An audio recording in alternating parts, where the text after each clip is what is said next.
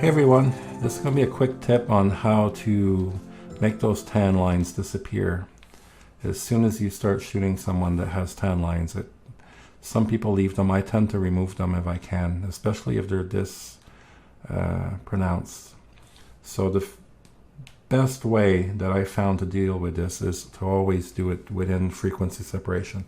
It can be done with a curves layer and match up the color, but it's still a little bit more finicky than if I were to do it simply in a frequency separation format. So let me just do that real quick. I have my action already set up to do the frequency separation and a ton of other stuff, but I'm not going to get into those other layers. But just to be a bit more precise, I'm going to use a selection, the pen tool, and cut out where the bodysuit is, and to make sure that when I start painting, I won't be painting over the bodysuit at all. So let me just do this quick selection. I'll fast forward through it.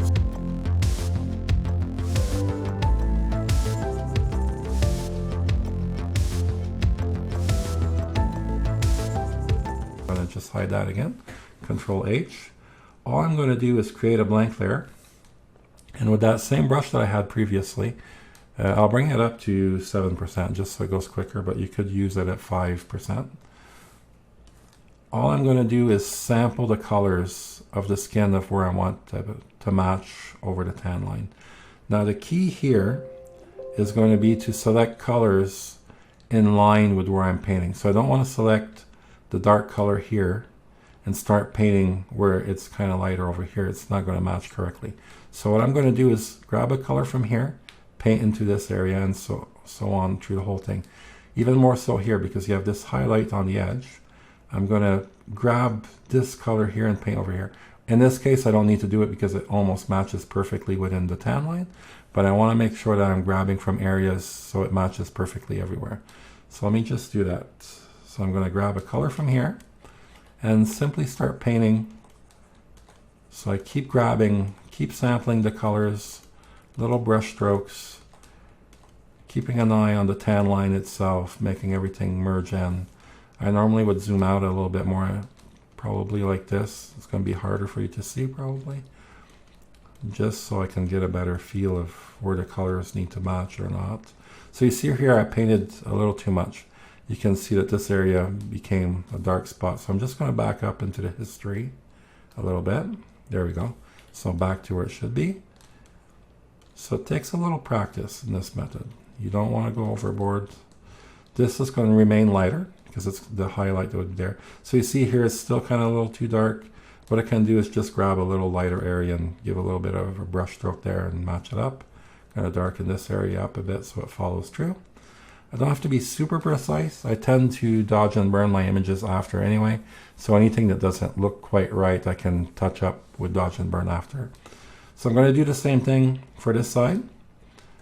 I'm going to simply grab the colors. I'm going to bring this down to 5%. It's a little aggressive right now for the brush.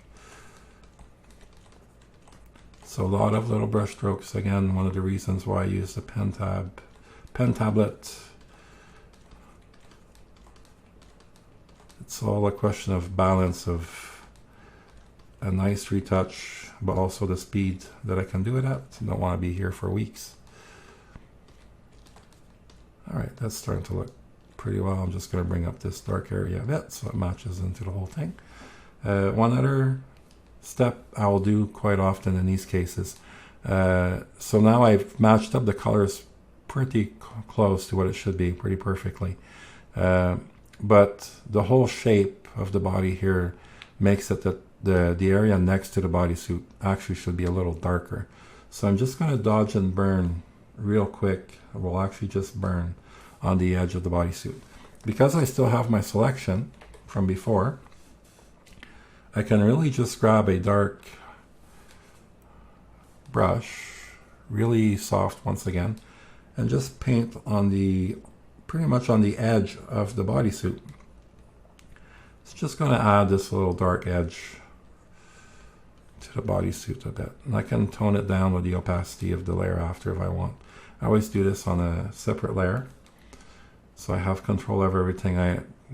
Very rarely will I start painting on top of an actual layer. I always want the option to play with the opacity a bit, the blending mode as well, so I can come in here and really find. So if I leave it 100% by now, that just looks way too much. But I'll just pull that back a bit. Probably something around there, looks pretty good. All right, so I've only painted on the color layer so far. So if I bring back the detail layer, you can see that we brought in the details and the tan line is fairly disappeared. You might see, I don't know if you can notice this, there's a little sharp edge where the tan line was within the detail layer. I can simply grab a clone stamp and run across that little edge. I don't even need to do the whole thing, just on the edges where it pops up the most, just so it disappears to the naked eye. So as soon as there's a sharp edge anywhere, our eye kind of detects it.